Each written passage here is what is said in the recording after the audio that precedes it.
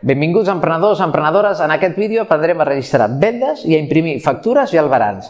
Tota persona autònoma o empresària té l'obligació de fer factures per la venda de productes o la prestació de serveis. Una factura és un document de caràcter mercantil i ha d'incloure tota la informació de l'operació: raó social, CIF, data, número de factura, retencions, tipus d'IVA, descripció i quantitat de producte, segons estableix la normativa de facturació. Comencem!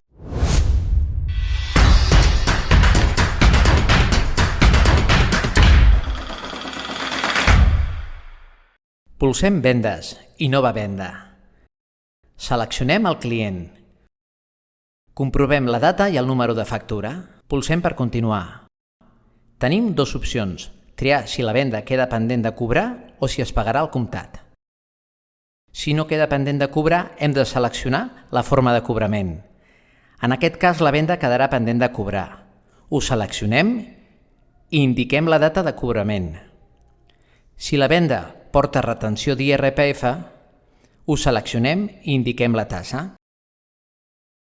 Si voleu, teniu l'opció d'afegir algun comentari a notes.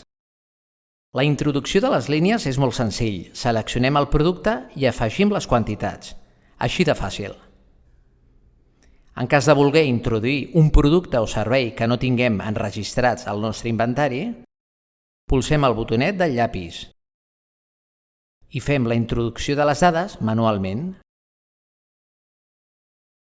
Per finalitzar, introduïm el tipus d'IVA i enregistrem l'operació. La venda ha sigut enregistrada. Tenim l'opció d'imprimir el document. Si el que volem imprimir és l'albarà, pulsem albarà. En cas de voler imprimir la factura, pulsem factura.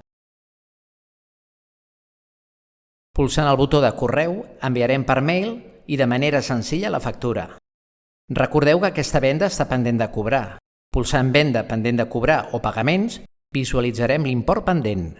Per enregistrar els pagaments que vagi fent el nostre client, omplirem la data, l'import, la forma de cobrament i enregistrarem l'operació. Com podeu observar, l'operació ha quedat enregistrada i l'import pendent ha quedat actualitzat. També podem imprimir un rebut de l'operació. Ara imagineu que el client fa la devolució d'un dels productes i volem enregistrar la devolució. Molt senzill. Pulsem a Eines, Devolució parcial,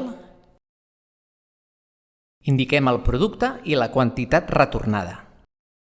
Pulsem el botó Devolució, confirmem l'operació i la devolució ha quedat enregistrada.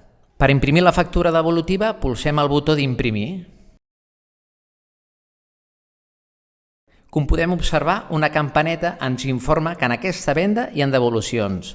Pulsant, s'obrirà una finestra amb tota la informació corresponent. Pulsant sobre la línia, ens adreça directament a la devolució. Senzill. Sortim. Ràpid, molt intuïtiu i sense operacions comptables. Visita la web de FactoCAD i prova l'aplicació sense cap cost.